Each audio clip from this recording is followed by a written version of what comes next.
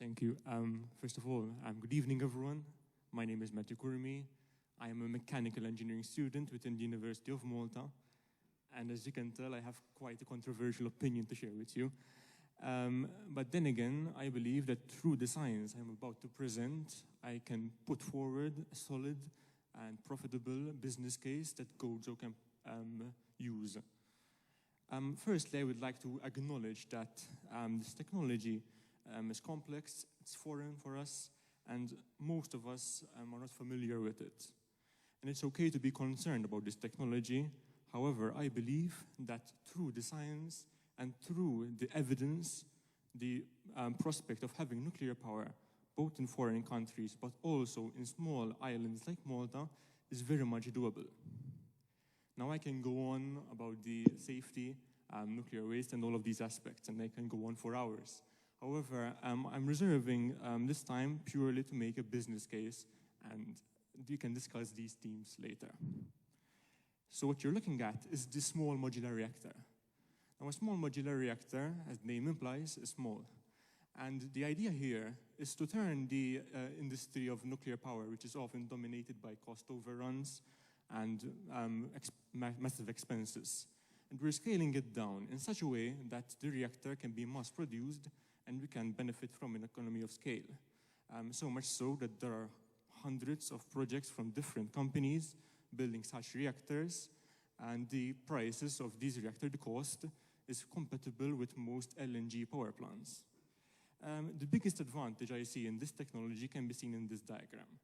Now, when you take Gozo to scale here, note how this red dot here represents the area required in order to power Gozo and Malta twofold in terms of its energy requirements. Now, if we take into consideration solar and wind, these are the renewable sources of energy. Technically, these sources of energy take up much greater areas. And this really boils down to the inherent flaw these sources of energy have. Their dependence of energy generation is purely dependent on the weather, which is quite unpredictable and in itself does not yield much energy. What you're looking at is an interesting concept from a Danish company called Seaborg. Now, I'm a particular fan of this idea in two respects. Firstly, as you can tell, it is a scalable technology. So just for context, Malta usually takes around 400 megawatts of energy. This summer, I believe the energy spiked at around 550 megawatts. That's when we had that power outage during that heat wave. So basically, that 600 megawatt barge is more than enough to power our islands. Something else I really like about it is that we can use already existing infrastructure in Delimara that is used for the LNG power plant to berth such vessels. But apart from just having this technology to power Malta, Gozo can benefit from this technology massively. I like making the comparison of Gozo with a small country. When you think about it, Gozo has a hospital, a system of schools, its own infrastructure, and now we should have also our own desalination plant. So whenever I talk with foreigners about Gozo, they really get excited because it's the ideal demonstrator island in order to show that this technology actually works. Something that should be emphasized on is that this isn't some futuristic technology. It already exists. It has existed for decades in Nimitz-class aircraft carriers and submarines. And it's quite ironic. These massive aircraft carriers, despite being that large, produce no more carbon dioxide emissions than the Toyota Aygo I came here with today. There is something else that should be emphasized upon here. Again, I'm a believer that this technology can be brought over to Gozo, but then again, we can also benefit from the exciting sector of research. Gozo undoubtedly has the human potential, the engineers, the technicians, the physicists, programmers, and statisticians that can fulfill the requirements for nuclear research.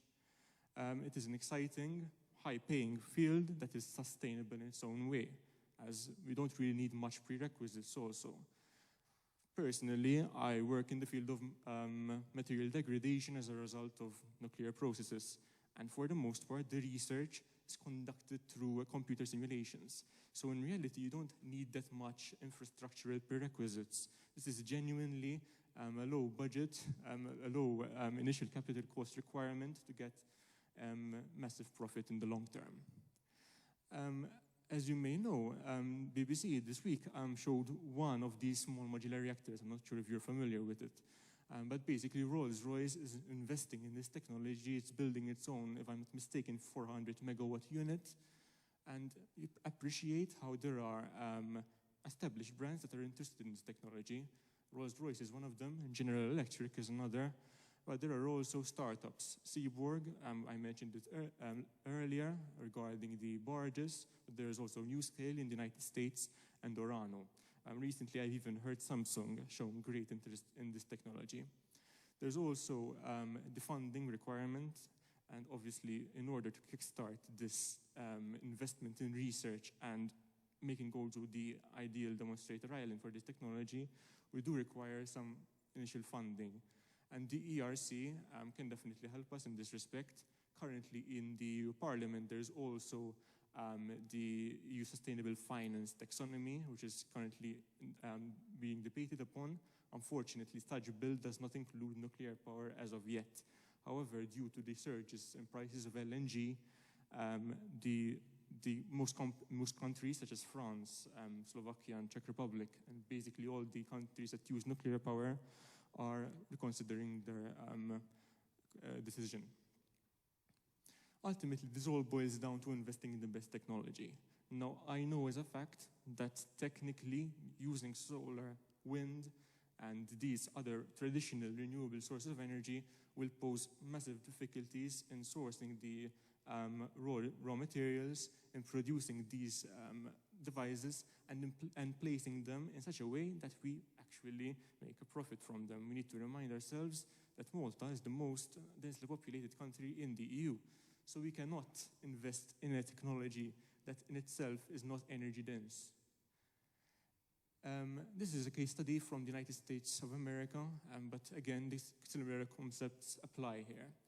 So this is the case study in costs. And when we take a look at a roadmap that was designed by Mark Jacobson, which is an advocate for renewable sources of energy, this is a 100% renewable roadmap, appreciate how the price is around 15.2 trillion. And that is the conservative low estimate. If we take a look at the nuclear roadmap, they use what are called molten salt reactors. This is a very exciting field. These reactors are both actively and passively safe, meaning that even if the worst of the worst happens, the fuel can leak and solidify immediately, self-containing and posing no risk at all to occupants. That price is estimated about 3 trillion. And also we have actually money left to run the country. I cannot really understand what motive there is to invest heavily in solar and wind and these sources of energy and not allocating money to build hospitals, build schools, and actually run the country in the long term. There is one difficulty, and this is my conclusion here. Obviously, the mindset. I understand that some of us, actually most of us, may have concerns about this technology, about its safety. I can reassure you that the World Health Organization recognizes nuclear power as the safest form of power there is. And this is quite a surprise for most of us, but I like drawing comparisons with air travel. When you think about it, air travel is ludicrously risky. You're putting hundreds of people in a containment, taking them up to an altitude where the air is unbreathable, traveling at almost the speed of sound. And yet we know as a fact that air travel is the safest form of travel there is. Engineers have designed nuclear reactors in such a way that they are both actively safe, but even if the worst of the worst happens, even if an earthquake comes in or a tsunami floods everything, these reactors, without the intervention of a human, self-terminate, self-isolate, and pose no risk at all to people. A figure that should be emphasized upon here is that basically the number of people that have died as a result of nuclear accidents, both directly and through cancers, is smaller than the amount of people that die every day due to air pollution. Ultimately, to conclude, I understand that most of you come from a commercial and economic sector, perhaps not a technical one, and I need to emphasize that no number on a spreadsheet will solve the problem of climate change. We need to dispel the classical myths that saving our planet is simply a matter of planting a few trees, investing in solar and wind, and that would be that. To that I ask, how are you going to get the steel?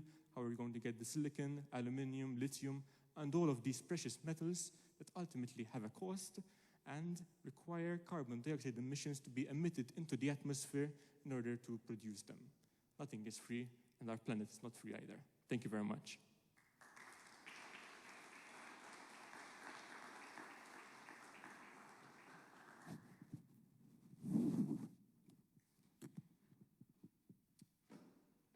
I now invite the panel to make their questions, and I remind you that you have 10 minutes to do so.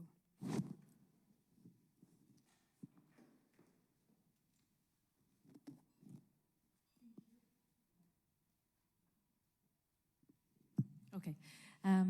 Well done, first of all, for that very short but very detailed explanation. Obviously, I'm not an expert in this field, but one question which came to mind is, you mentioned that you believe that this technology can be done for Gozo itself. Seeing the size of Gozo, do you think that it is cost efficient, not just to implement it, but also to obviously the costs of running it? So let us look at the options we have available to us. So option one, no energy whatsoever. We cannot do that. We do need energy. It is our most important asset. Option two is going again through the solar and wind, which is what we're doing right now. And obviously, the facts don't lie. Going through that strategy will actually be much more expensive in the long term. We need to understand that putting a couple of wind turbines, even offshore, is not that simple. You have to put them, but you also have to maintain them. And a lot of people like to say that these renewable sector produces a lot of jobs, but I argue that these jobs are relatively low quality and high risk jobs. You need to keep in mind that if you have an offshore platform, you need to take people offshore, and let's face it, these devices get damaged in terrible weather. So you're expecting these people to virtually risk their lives in order to sustain this technology. But again, on the theme of course, the nuclear power, especially modular nuclear power, because there's a distinction between the conventional nuclear power and modular nuclear power, that is very cheap. Just to give you an idea, again, earlier I mentioned that the initial cost is competitive with LNG power plants, but also offshore nuclear power is around the $1 per watt of energy produced. In comparison, solar, that is 2.2 watts per dollar per watt produced. So again, yes, it is cost effective to take this option. Just the timing of your presentation actually is quite pertinent because there is a climate case for nuclear power, as was being discussed in COP. So renewable energy, it's true, it's an intermittent source, so it doesn't address it. And you also mentioned an interesting point that, yes, nuclear energy might be included in the EU taxonomy. But obviously, there already is an infrastructure set up, and that infrastructure, which could be gas or hydrogen, could also be included in taxonomy. So my question to you is, obviously, you have already a competing structure in place. If you're going to set up a structure like the one you proposed, then my thinking is, okay, so we become an energy exporter, correct? Exactly. I can see that logic of creating, but you already have an infrastructure in place. How do you decommission? Basically, what you're claiming is you decommission that, you remove the tanker from Marsa Schlock, you locate one. Where would that be? That would be offshore, or would it be inshore? I just need a little bit more clarification. I understand. There's been a lot of investment in the gas pipeline, and the second interconnection now. So again, that is actually an asset as far as we're concerned, because we have space to produce energy both for Malta, but actually to export energy and actually in the long term make a profit by actually selling energy. Now, I understand that yes, we have a pipeline under construction for LNG. It will have to be built. It is being built. I'm not excluding that it will not become useful later on in the future, but climate does not wait for us. We have to take this option, whether we like it or not. Ironically, renewable sources of energy, because of their intermittency, as companies promote their use. Companies like ExxonMobil and Total, they promote the use of solar and wind specifically, since it is so intermittent that it makes financial sense for them to sell LNG. So that's what's happening in Germany, for instance. Germany, as some of you may know, closed down all of its nuclear reactors after Fukushima. And all of a sudden, they lost that base load of clean, reliable, non-intermittent energy, and instead used a couple of wind turbines and solar. And immediately, they noticed that there's a big problem with intermittency. And that problem of intermittency cannot be solved by batteries. Battery technology is way behind in trying to solve these issues. And the alternative is the use of LNG, unfortunately. So yes, there is the infrastructure there, but again, climate change is a very real thing. Yes, we have to ignore the certain infrastructure that is tied with fossil fuels and invest heavily more in solutions that actually work and are good for the environment.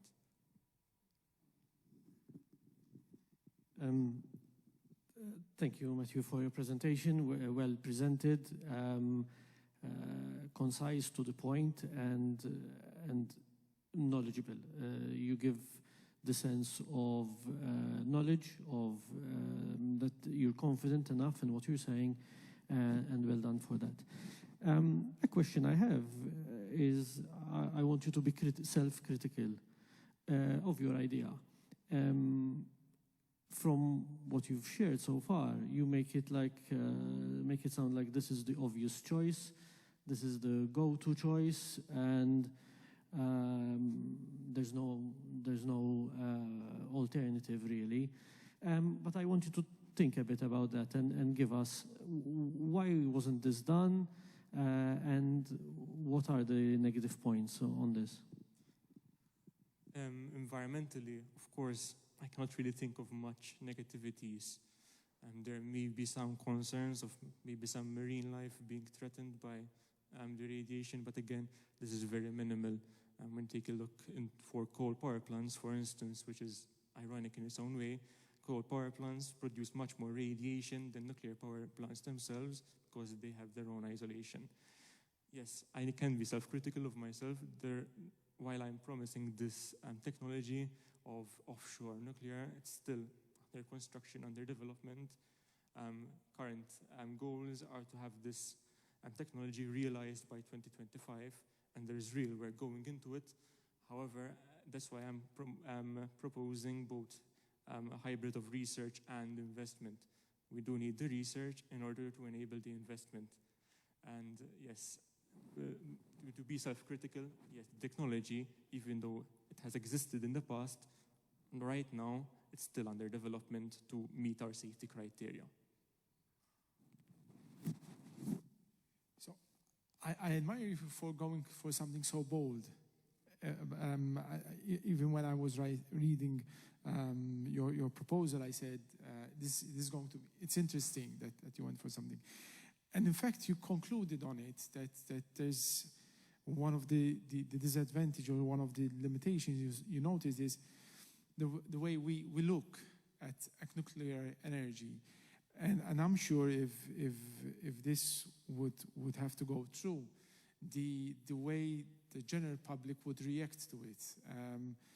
So how would you propose? How would you go about it in reassuring? As my colleagues just mentioned, you're presenting this as sort of like this is the obvious solution. How would you go about putting people at rest that this is not going to be another big environment accident? I know as a fact that the Maltese public is quite anti-nuclear. A few years back, I think it was 2 years ago, I wrote the Times of Malta article on the technology, and it was extremely controversial. I understand that most of you have concerns. It's probably the worst possible way to die in a nuclear accident. But again, the statistics say otherwise. When we take a look at Germany, as I said earlier, Germany closed down its nuclear power plants.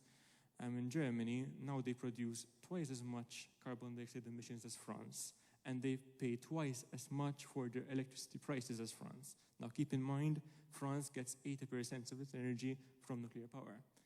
And a survey that was conducted recently in Germany showed that the majority of people, and I mean around 80% or over, are now pro-nuclear.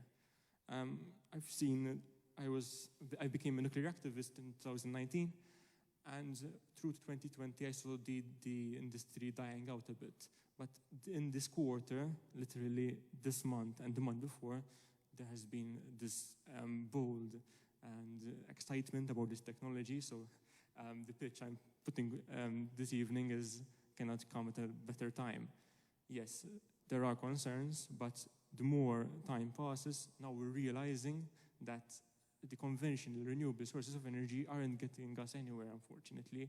So now we have to reconsider our decision and actually look at these alternative technology devices. Ultimately, yes, there will be opposition. That is normal. No technology is perfect, but this is the best technology, in my opinion, both technically and environmentally.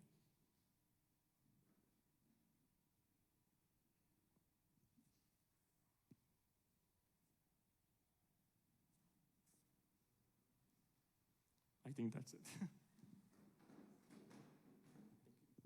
Thank you.